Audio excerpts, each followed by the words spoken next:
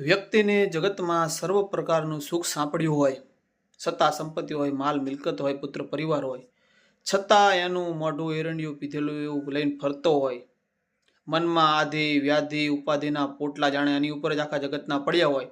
એવું મોઢું કરી અને જે ફરતો હોય એવા વ્યક્તિને ઠપકો આપતા કવિ આ દુહાની અંદર એમ કે છે, પણ જો ને સગડું આવેલ સુખ,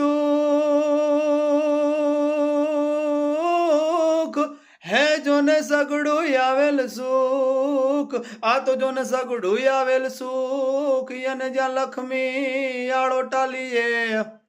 પણ એનું મળા સરખું મુખ, અરે રે એને કુમાત આવી કાગડા, યા તો સગડું આવેલ સુખ, અને જ્યાં